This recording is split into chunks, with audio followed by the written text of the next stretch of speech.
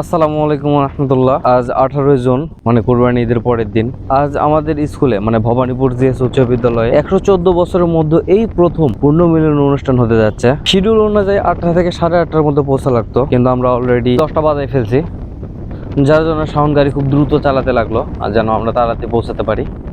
বাস তো কিছুক্ষণের মধ্যে পৌঁছে গেলাম আমাদের সেই গন্তব্যস্থল মানে ভবানীপুর জিএস উচ্চ বিদ্যালয়। কিন্তু এখানে আসার পরে একটা ময়ময় সিচুয়েশন হয়ে গেছে, কারণ গেট পাস বা রেজিস্ট্রেশন রিসিভ ছাড়া ভিতরে ঢুকতে দিচ্ছে না। আর যেটা কিনা অন্য এক ফ্রেন্ডের কাছে আছে যে অলরেডি ভিতরে ঢুকে গেছে আমার রেজিস্ট্রেশন রিসিভ সহ।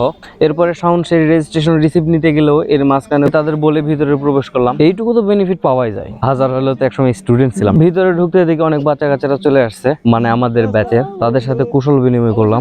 অবশেষে গিফট দিল, অবশেষে দেখা মিলল। আছে বাগের ভিতরে আরো আছে কি, সাথে একটা ক্রেস্ট দিছে, ক্রেস্টটা দেখাই আর কি। ক্রেস্ট দেওয়া হয়ে গেছে, ক্রেস্টটা অনেক সুন্দর লাগতেছে। ইয়েস।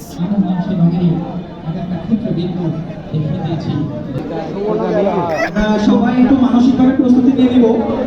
আমরা আরে আমার দেখা যাচ্ছে না র্যালিতে আমরা সারিবদ্ধভাবে র্যালিতে যাব। আশা করি আমি কি ভিডিওতে আছি না? Why not. Counter registration card দিকে গিফট প্যাক নিল। তাহলে মোটামুটি মেলা কিছু দিছে নাকি? ক্রেস্ট আছে, গেঞ্জি ওকে, এটা আনবক্সিং করবো নি, কিন্তু আপাতত ফুললি। এরপরে লাল গোলাপের শুভেচ্ছা গ্রহণ করলাম আর লাল গোলাপটা উঠে দিল বান্ধবী লোক। ভালো দেখা দেবো, সবাই কয়টা ভালো দেখা দেবো। বলে গেছে বলে বলতে আমাদের কথা বলতে না পুরো ভালোবাসা মুড়ে নাই। এরপরে দেখা হলো আমার childhood teacher Abhijit Chowdhury with their child. এখানে নোটিশ করার বিষয় হলো স্যার আমাদের এই স্কুলের স্টুডেন্ট, এবং আরো একটি ইন্টারেস্টিং কথা হলো এই স্কুল তিনারই দাদু তৈরি করেছেন গির্জাশঙ্কর চৌধুরী, যেটা কিনা সংক্ষেপে জিএস লেখা হয় মানে ভবানীপুর জিএস উচ্চ বিদ্যালয়, যার ফুল মিনিং দাঁড়ায় ভবানীপুর গির্জাশঙ্কর হাই স্কুল বা উচ্চ বিদ্যালয়। আমরা ভবিষ্যতে তাদের সম্পর্কে আরো অনেক তথ্য জানব, শুধু আমাদের ব্যাচেরই বাচ্চা কাচ্চাদের সাথে না, তার পাশাপাশি অনেক ছোট ভাই এবং বড় ভাইদের সাথে দেখা সাক্ষাৎ করলাম।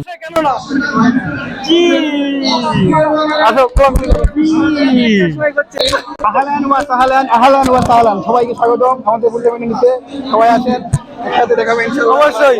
এরপরে গিফট প্যাকে দেওয়া গেঞ্জিগুলো পরে বাচ্চা কাচ্চাদের সাথে ছবি উঠালাম।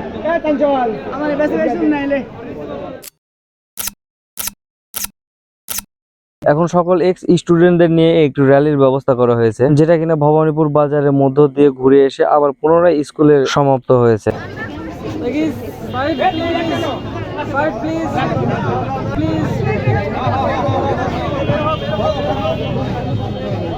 আসলে আমাকে বাচ্চা কাচ্চাগুলো গো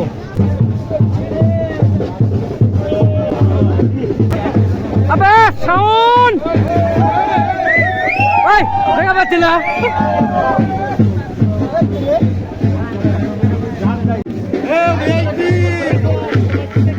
কুড়ি কেমন তোরা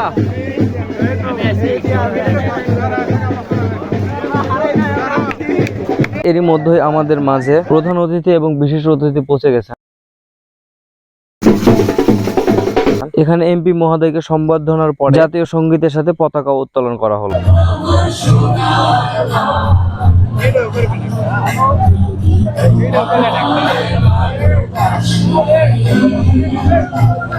এখানে নোটিশ করার বিষয় হলো আমার যেগুলো অলস ফ্রেন্ড যারা অ্যাসেম্বলিতে দেরি করে আসতো যেন জাতীয় সঙ্গীত না গাওয়া লাগতো, তারা আজ অনেক সুন্দর করে গাচ্ছিল জাতীয় সঙ্গীত। আর এটা দেখে मौसम तो ऐसा लग रहा है दिल गार्डन गार्डन हो रहा है।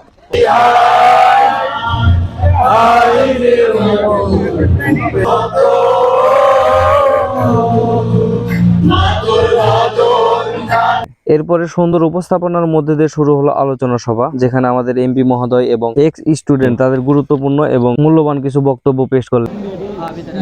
এর মাঝখানে এক পর্যায়ে নাস্তার ব্যবস্থা করা হলো এবং পাশে টিডিএস টি স্টল ছিল, যেখানে সকলে মিলে চা খাওয়া হলো। আলোচনা সভা শেষে 1টা অথবা 2টার মাঝামাঝি দিকে নামাজের এবং লাঞ্চের বিরতি দেওয়া হলো। এরপরে সকলে মিলে দুপুরের খাবার শেষে রুমে একসাথে আড্ডা দেওয়া হলো। আড্ডা শেষে আমরা ক্লাসরুমের দিকে গেলাম, যেখানে ক্লাস 9 এবং 10 খুব সুন্দর মুহূর্ত কাটিয়েছি। নবম শ্রেণী, আমরা নবম দশম 2 শ্রেণী আমরা এখানে কাটাইছি এবং ওভারঅল অন্ধকার। ছেলেরা এইদিকে থাকতো এবং মেয়েরা এইদিকে থাকতো, কিন্তু ক্লাস দিনে মেয়েরা এইদিকে ছিল, ছেলেরা এইদিকে ছিল। এভাবে খুব একটা বেশি স্টুডেন্ট সেদিন ছিল না।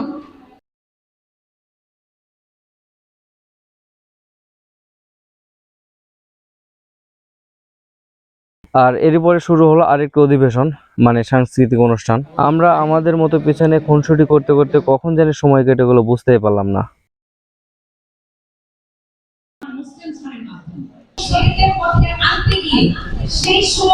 Final match, what happening performance. মজাটা খেয়ে নি তারপর বল। Okay, final match, what happening performance. Do you mean what happening performance. Sorry satisfy. এখন বাড়ি ফেরার পালা। এই সুন্দর স্মৃতি নিয়ে সাথে আগায় যেতে চাই। এরকম একটা সুন্দর পুনর্মিলন অনুষ্ঠান করলো, অবশ্যই তাদের থ্যাংক ইউ উদ্যোগটা করার জন্য। আমরা পার্টিসিপেট করছি শুধুমাত্র। আমরা 2021-এর ব্যাচ, আমাদের কাছে খুব একটা গুরুত্বপূর্ণ এবং প্রয়োজনীয় না হলেও 90 দশকের যেগুলো ব্যাচ আছে তাদের কাছে এই পুনর্মিলনটা অনেক গুরুত্বপূর্ণ, তাদের স্মৃতিচারণের জন্য। আর আমরা তো রিসেন্টলি গেছি, আমরা তাদের শুধুমাত্র সম্বর্ধনা এবং তাদের সহযোগিতা এবং তাদের উৎসাহ দেওয়ার জন্য আমরা আসছি। তো আশা করি আমাদের সাথে থাকবেন, এরকম কোনো ইভেন্টের সাথে থাকবেন, এবং মোস্ট ইম্পর্টেন্ট কথা যেটা, অতীতের যেগুলো স্মৃতি আছে অবশ্যই মনে রাখবেন এবং স্মৃতিগুলো চারণ করবেন। তাহলে সুস্থ থাকবেন, ভালো থাকবেন আপনারা। আসসালামু আলাইকুম।